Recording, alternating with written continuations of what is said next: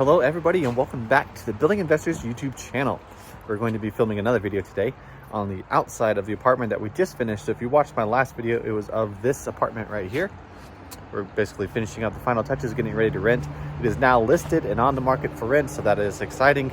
But we have a few more things to do in the backyard, such as backyard. This morning I came and I cut all the branches up to this height in the yard just to get this all cleaned up and raked it. So it is all nice and clean, and basically all I got to do is throw this and the dumpster will be good to go. But that really isn't part of the video today. That's just something to add in there just in case you haven't seen it going on. On the back of the house here, this deck used to only go to here because the electrical panel, the old electrical panel actually was right there. But we upgraded to a bigger panel, but in the process of that, code requires us to have 3 feet of space in front of that panel to be able to access it. And so we had to build this deck addition. So we matched it pretty much exactly, we could. So took this railing piece and turned it, built the deck here, and then we brought the new panel in and we put a sub panel down in the basement.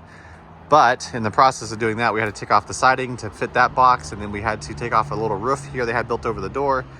And so all this needs to be cleaned up. So our goal for today is to cut the siding in this section out. So basically what we're going to do is make a nice straight line with the level all the way from there to there, and then from the bottom, from that doorway there all the way down. And we're going to turn this into kind of a accent siding piece, which will be more of, they have rough sawn siding, and so we're going to do that, and then we're going to do the vertical trim pieces, and so you'll see how that looks eventually once we get it all done. So our next step is to cut this and remove all that and then start putting it back. So with no further ado, let's get stuck into it.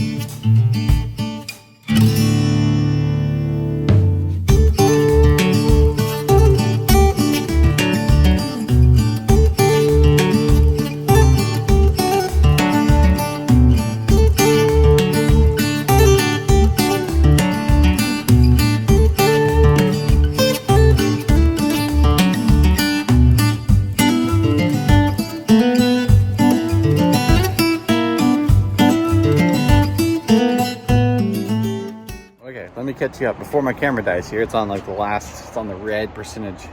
So we'll get you caught up here and then we'll come back tomorrow and do some more work. So anyways, this is what it looks like. We've got the siding taken off from here to there, and then we've got this section from here over down to cut off. So my cutoff wheel is too small to get up there right now, so I got to get another one. But then we'll cut that line there and that line there, remove that, put a new light fixture in. We'll put new siding in this section. And downstairs it looks pretty much the same. Of course, all the siding is trash, so I'll throw it in the dumpster over there that I have. Take it to the dump, so that'll be handy, along with all this stuff probably. So anyways, looking much better, isn't it? So of course this house has siding behind the siding. The original siding was this, it's not T111, but it's something like that. It's like a plywood decorative board with these slats in it. So it's painted brown, so I bet this house looked horrendous back then. It's so dark and dingy. Anyways, we've got this taken off, and so this taken off, so now we're just left with this. Behind that is another layer of sheeting, so that's kind of nice. So there's a lot of layers, which is handy because right there is the highway, so that's pretty close. So all the noise is coming this way, but it helps that the extra thick windows, extra layers of siding. And so we got one layer of siding, two layer siding, and then sheeting in the insulation. So you don't really hear the highway on the inside, which is handy. But we're going to probably fill this area here. See how this one overlaps this one? So instead of having an overlap again, which we could, I might just cut it there and do an overlap. We will see, or I'll put some furring strips behind this to bring this level out the same height as that, which is what they did with this siding, of course, because the step there. So anyways, that's that for today. So I'm gonna come back. Since the camera is about dead, I'm gonna clean this up off camera, and you don't have to watch to do that. And we'll come back and put new siding up. So anyways, we'll catch you as soon as we have the camera alive again.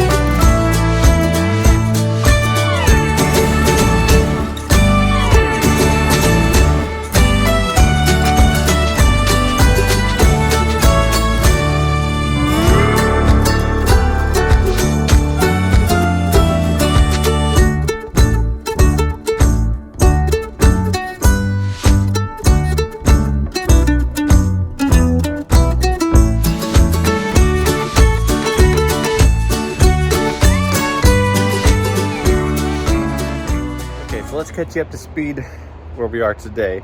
We've done lots of time lapses probably and some music, so you should be caught up where we are, but let me show you and explain what we're up to.